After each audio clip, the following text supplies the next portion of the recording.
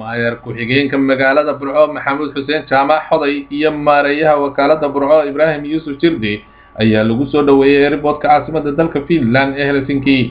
wafdigan oo casuumad rasmi ah ka helay maamulka magaalada Turku soona fududeysay xildhibaan Rooda Xasan ayaa waxa maalmaha soo socda uu ka qayb gali doonaa shir caalami ah oo 250 dawladood uga casuumay. maayar ku-xigeenka iyo maareeyaha oo ka hadlay ujeedada safarkoodu waxay yiraahdeen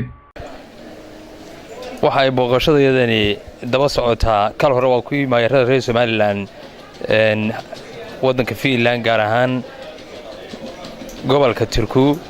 waa ku yimi dabcan qoraaladii iyo hawlihii iyo barnaamijyadii la soo qaaday buu daba socdaa socdaalkayga macsuumad dambe oo aanu ka helay weeye waxa kale oo aanu ka qayb galaynaa kulan bandhigeed oo konton dawladood isugu imanayaan. ilaahay baa mahad leh ugu horreyn waxaan u mahadnaqaynaa jaaliyadda reer Finland ee reer Somaliland sida qiimaha iyo qaayaha leh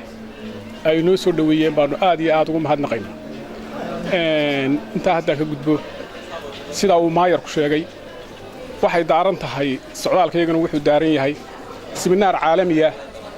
oo xagga farsamada ku saabsan oo kale waxa hadallo soo dhaweeyna ka jeediyay odayada iyo waxgaradka jaaliyadda Somaliland ee dalka Finland. wafdigu waxa uu ku sugnaan doonaa dalka Finland dhowr toddobaad iyaga oo siday noo sheegeen kulamada madaxda wadanka Finland la yeelan doonaan kadib la kulmi doona jaaliyadda Somaliland ee ku dhaqan magaalooyinka Turku iyo Helsinki. Aadan Yuusuf Ismaan, Home Cable TV, Finland.